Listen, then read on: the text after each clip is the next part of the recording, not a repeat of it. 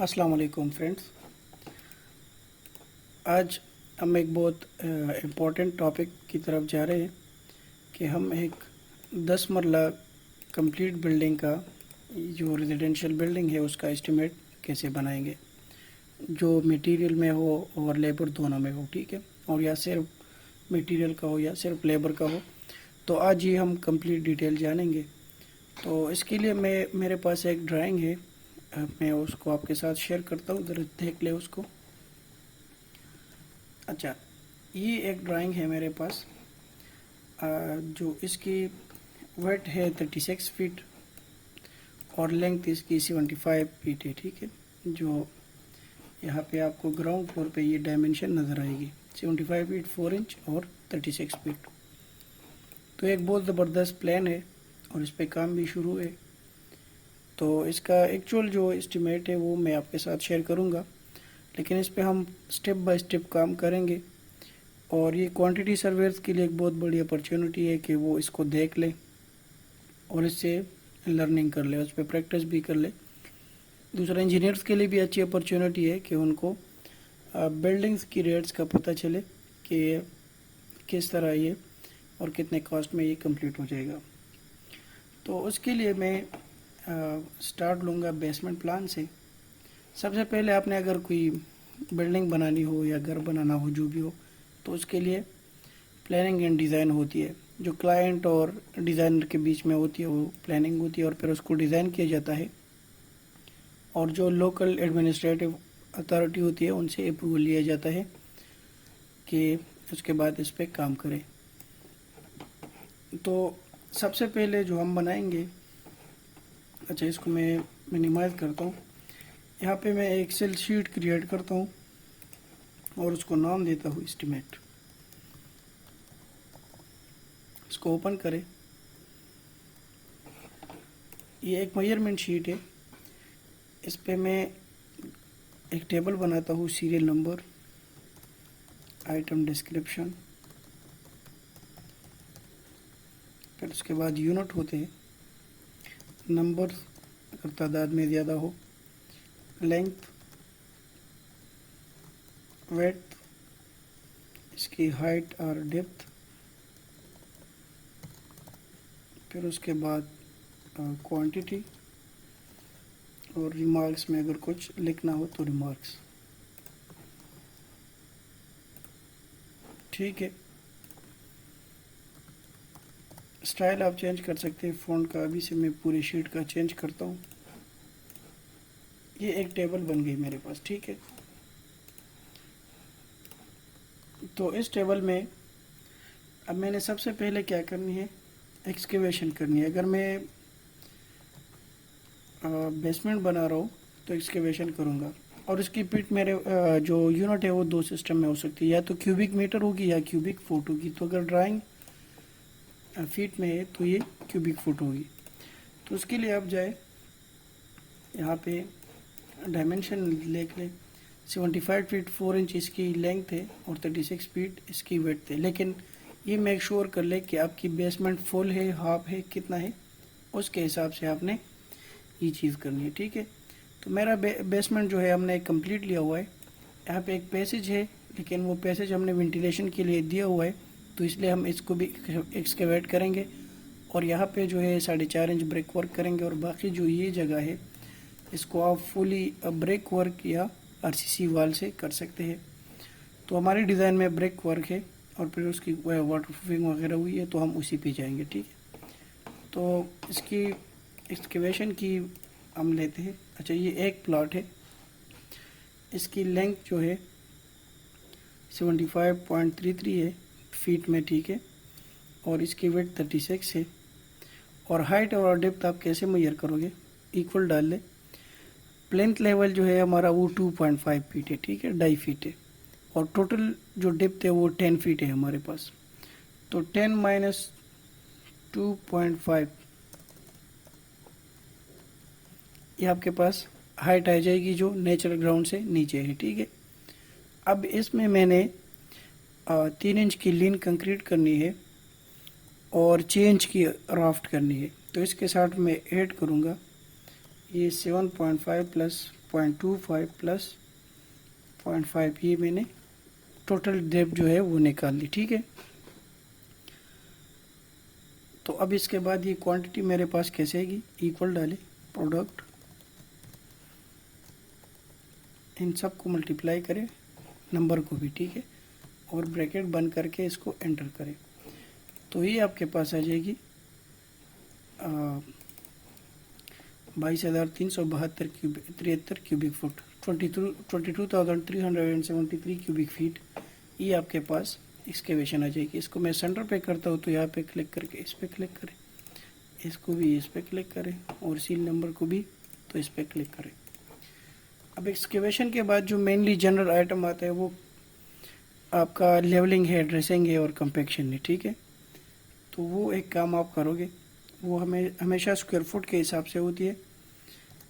जो contractor item wise अगर जाते हैं तो उसी पे आप स्क्वायर फुट पे करेंगे, लेवलिंग, ड्रेसिंग एंड कंपैक्शन, ये स्क्वायर फीट में होती है। ठीक है, इसको आप रैप कर ले, और ये भी एक नंबर है, तो ये वही है, लेकिन इससे आपने डेप्थ हटाना है। अच्छा, इसके बाद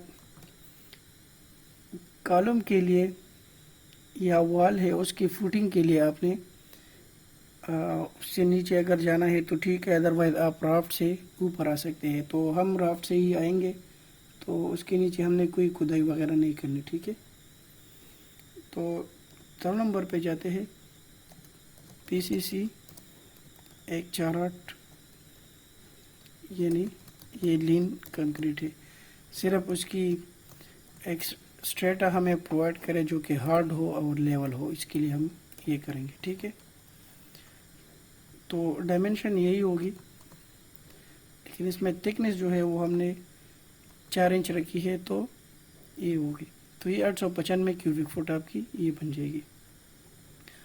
अब RCC 124 वो राफ्ट करनी है।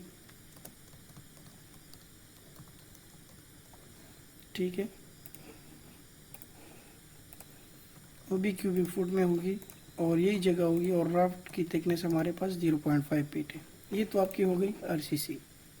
लेकिन इसके बाद जो है आप राफ्ट में बना लगाएंगे स्टील, तो उस स्टील के लिए आपने वो मेश बनानी है, तो वो मालूम करनी है कि कितने स्टील रॉड्स आपके लगने हैं यहाँ पे। ठीक है, तो वो स्टील रॉड्स मालूम कर लेंगे।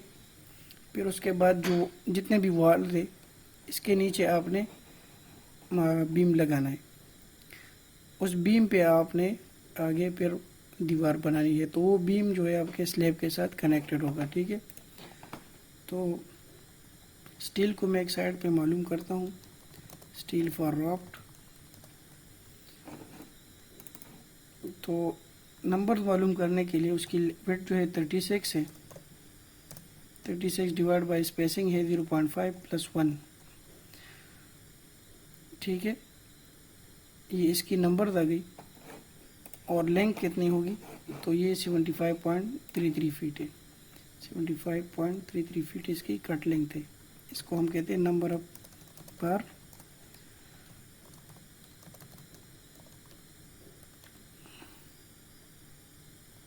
Cut length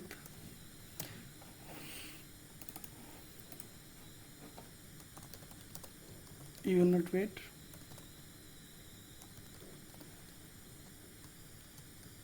total weight.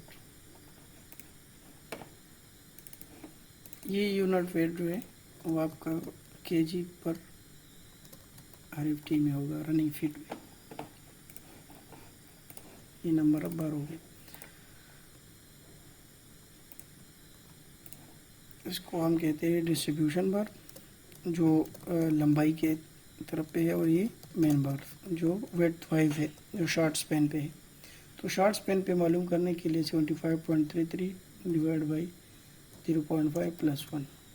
ठीक है, और इसकी कट लेंथ जो है, अच्छा ये कट लेंथ आप ज़रा वेरीफाई कर ले, इसमें 75.33 तो प्लाट की लेंथ है, प्लस इसमें आपने डावल देने हैं। ठीक है, हुक्स देने हैं, जो जिसको हम डिफॉर्म बार कहते हैं। तो ये डिफॉर्मेशन आपने कितनी देनी है, 4 इंच की। तो दोनों साइड पे है, ये हो गई। और फिर जो मेन बार थे वो 36 है प्लस 0.33 प्लस 0.33, ये हो गई। अच्छा, इसकी यूनिट वेट कैसे मालूम करेंगे, ये ज़रा गौर से सुन ले। इक्वल डाल ले, इसकी फार्मूला है d² डिवाइड बाई 24। तो ये आपको वेट देगा LBs पर CFT में। उसको आप कन्वर्ट करोगे kg पर CFT में, तो उसको आप फिर क्या करेंगे, जो वेट आपके पास निकल आए उसको डिवाइड करें 2.204 पे, तो ये आपके पास kg पर फीट में ये आ जाएगा। ठीक है, तो चले करते हैं इक्वल d²। तो यहाँ पे जो डाया यूज़ हो रहा है वो 12 mm का है, मतलब 4 सूत्र का है। और ये जो फार्मूला है ये सूत्र के लिए है। सो 4 4 16 डिवाइड बाई 24 डिवाइड बाई 2.204। ठीक है, तो ये 0.3024, और इसको आप कंट्रोल D कर ले। इसको ज़रा दोबारा देख ले। अगर आपके पास डाया अब बार डिफरेंट है तो आप डिफरेंट भी कर सकते हैं। अगर 6 सूत्र है ये यानी 0.75 इंच, तो वो आपके पास 6 6 36 डिवाइड बाई 24 डिवाइड बाई 2.204, तो ये वेट आ जाएगा kg पर रनिंग फीट में। ठीक है, ये एक RFT का इतना वज़न होगा। तो अगर आप टोटल वेट मालूम कर ले, सॉरी, प्रोडक्ट इंटर करें, तो ये आपके पास जो स्टील फॉर रॉड है उसका ये टोटल वज़न आ जाएगा कितना, 3359 kg। ये आपका रॉड आ गया। अब उसमें जो बीम है प्लेन में, तो इस बीम का बहुत इजी तरीका है। इसका आपने सब का लेंथ फाइंड आउट करना है। ठीक है,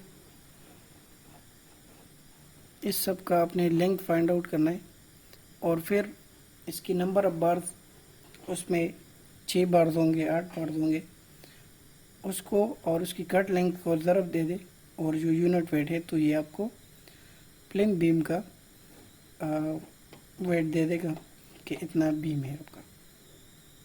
ठीक है,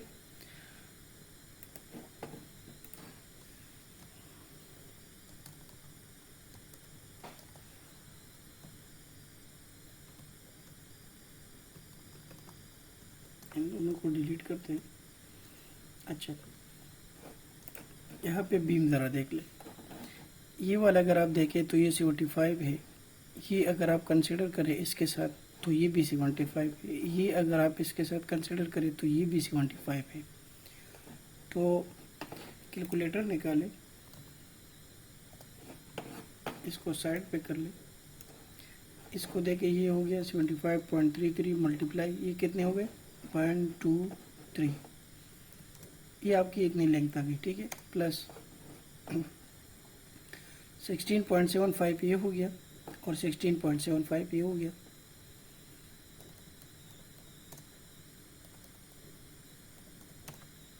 ये और ये बीम हो गए। ठीक है, फिर 12 फीट ये हो गई, 12 फीट ये, 12 फीट ये, 12 फीट ये, तो 48, 12 4 48, ये इसको प्लस कर ले 48 के साथ, ये आ जाएगा। अब रह गए ये वाल, सॉरी ये तो हो गया। अब रह गया ये वाल और ये वाला। ठीक है, तो ये 15 है और ये इस तरह 10 है। 15 और 10 25।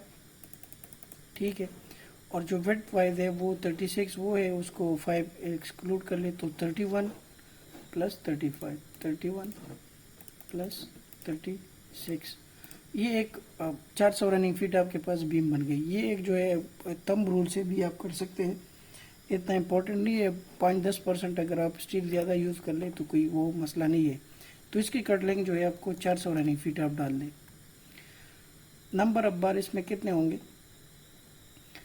ये जो है इसमें यहाँ पे कंप्रेशन है और टेंशन जोन है, तो तकरीबन आप 8 बार लगा लें यहाँ पे, ठीक है। जो 3 अपर 3 लोअर पोर्शन में और 2 जो है वो आपने टॉप पे देने हैं कि वो इसका वेट बर्दाश्त कर ले, और इसका भी यही वेट होगा, यही डाया है। तो ये यहाँ पे इक्वल कर ले, यहाँ पे 16 डिवाइड बाई 24 डिवाइड बाई 2.204, तो ये आपके पास वेट आ जाएगा। और यही फार्मूला कॉपी कर ले, कंट्रोल सी यहाँ पे कंट्रोल वी करें, चेक करने के लिए F2 प्रेस करें, तो ये देखें ये इतना आपके पास बीम आ गई। तो ये यहाँ तक इसका स्टील हो गया।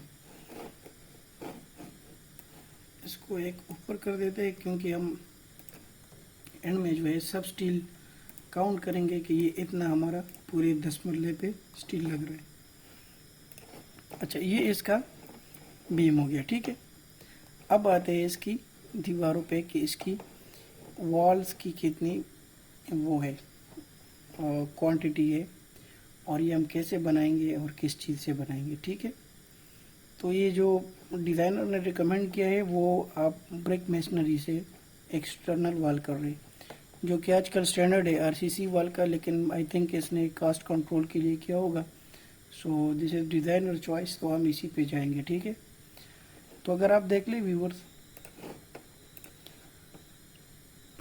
आप इस तरह भी कर सकते हैं कि एक एक कमरे का लॉन्ग वॉल शॉर्ट वॉल मालूम कर ले और उसके हिसाब से एस्टिमेट लगा ले। लेकिन इजी तरीका ये है, जो बिल्कुल शॉर्टेस्ट रूट है, वो ये है कि मेरे पास ये एक लेंथ है 75 फीट, फिर ये एक लेंथ है 75 फीट, फिर ये एक लेंथ है यहाँ से यहाँ तक ये 75 फीट। तो ये आपके पास 75 फीट के 3 वॉल्स आ रहे हैं। फिर आपके जो हॉरिजॉन्टल है यहाँ से ये यहाँ तक ये 16.5 प्लस 12 है, ये 9.25 4.5 की है, ये 9.25 9 इंच की है, ठीक है। उसके बाद अगर आप पे आ जाए तो ये भी 12 फीट का है क्योंकि ये यहाँ का है, और उसके बाद अगर इस पे आ जाए तो ये भी 16.5 प्लस 12 का है, ये भी 16.5 है प्लस 5 का है।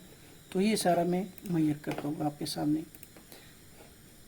75.33 मल्टीप्लाई 3 प्लस। अब यहाँ से आते हैं, ठीक है।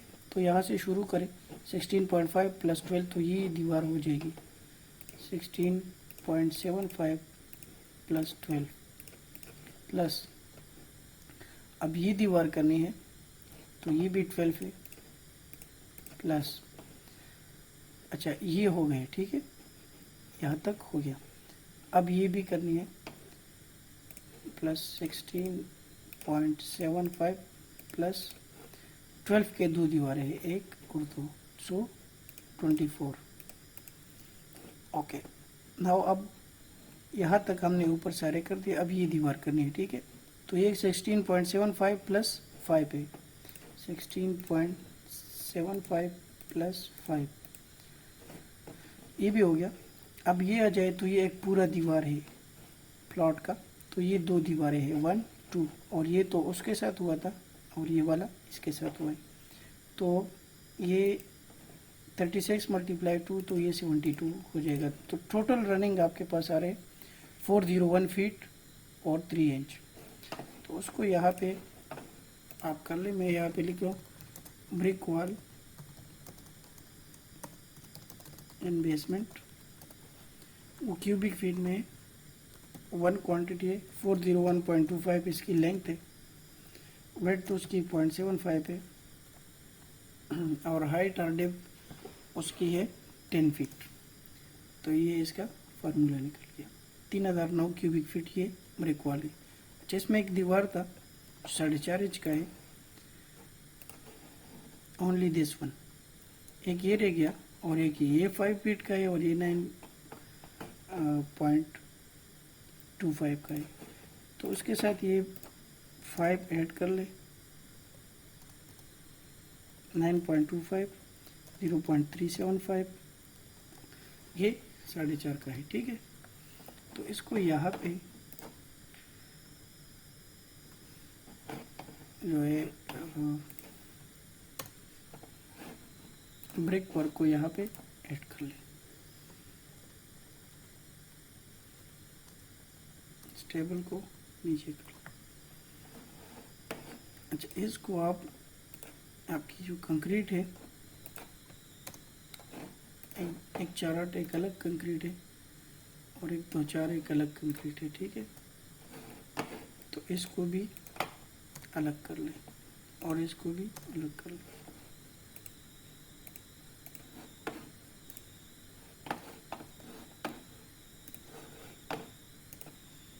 ये एक स्पेस दे रहे तो ये ग्रीन चली जाएगी और ये एक स्पेस दे रहे,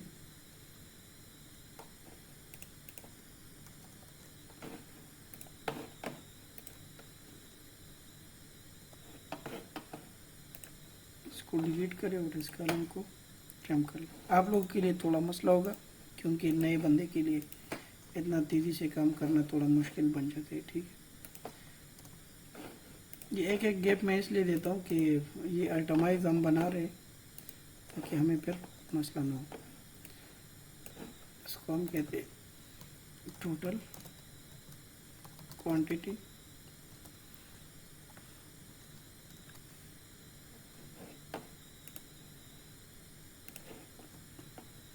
अच्छा, ये control C, control V, control C, control V, control C, control V, control we,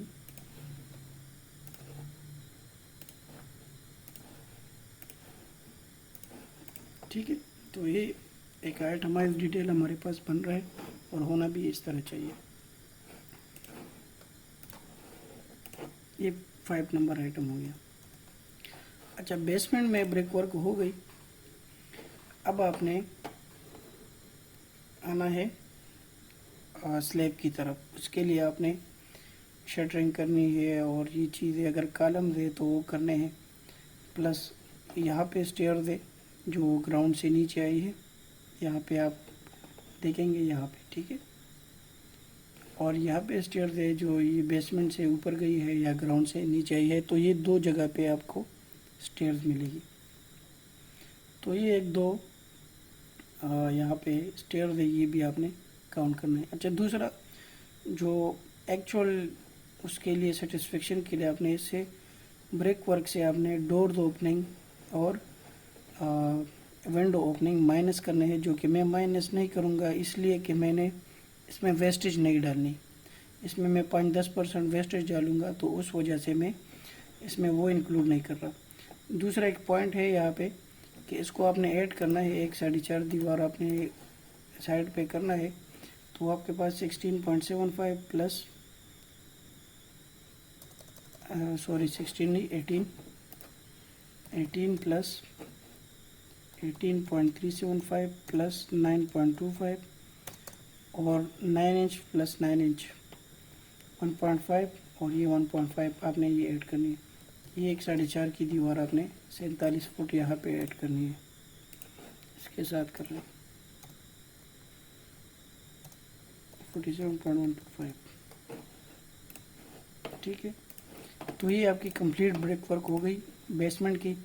और डिडक्शन अगर आप कर रहे हैं तो कर ले, फिल एंड कोड अगर नहीं करना चाहते तो कोई प्रॉब्लम नहीं, क्योंकि मैंने वेस्टेज नहीं डालनी और इसमें काफ़ी ब्रिक जो है वो वेस्ट होती है। और वैसे भी हमारे नेक्स्ट फ्लोर दे तो उसमें ये हम एडजस्ट करेंगे। उसके बाद आपका यहाँ पे स्टेयर्स आएंगे और यहाँ पे भी। तो स्टेयर्स के कंक्रीट के लिए मैं आपको एक आसान तरीका दिखाता हूँ। एक तो आप इसको ले सकते हैं उसमें स्लैब में, ठीक है। अगर स्लैब में लिया जाए तो अच्छा तरीका है, एक इजीली आप एक चीज़ को फाइंड आउट कर सकते हैं क्योंकि ये कवर्ड मेयर है। दूसरा अगर नहीं है तो आपके पास ये स्लैब स्टेयर की विड्थ है 1 फीट और लेंथ है 3.5 और इसकी थिकनेस जो है वो 0.5 है। तो ये एक स्टेयर की क्वांटिटी है, मल्टीप्लाई कर ले नंबर ऑफ स्टेयर के साथ, तो ये आपको इजीली क्वांटिटी दे सकती है। इसको भी काउंट कर ले, इसको भी। तो ये मैं करूँगा स्लैब के साथ, ठीक है।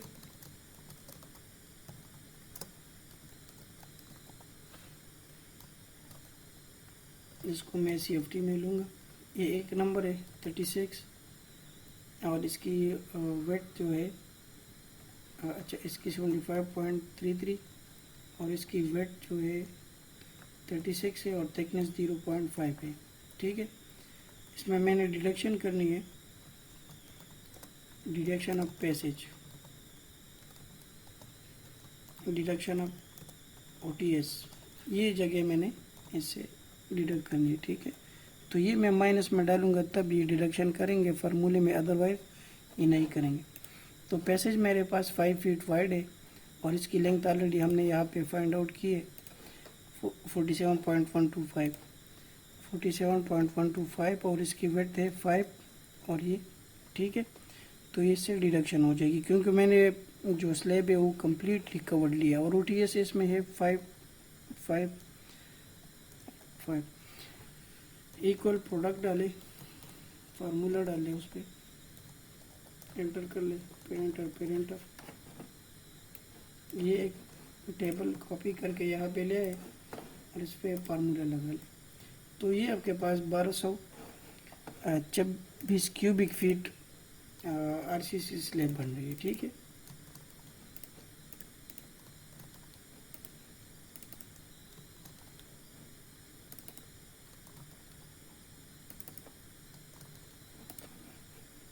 ओके, अब आते हैं 7 नंबर आइटम पे।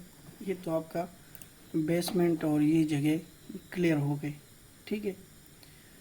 अब नेक्स्ट आते हैं ग्राउंड फ्लोर, यहाँ से शुरू होती है। तो अगर आप देख ले तो सेम एज इट इज़ इस बिल्डिंग पे हमारा ये बिल्डिंग बन रहा है, तो ग्राउंड में हमने कोई खुदाई वगैरह एक्स्ट्रा नहीं करनी। अगर आपका है बाउंड्री वॉल है तो उस पर आप कर सकते हैं, अदरवाइज कोई मसला नहीं है, आप उस पर कर सकते हैं।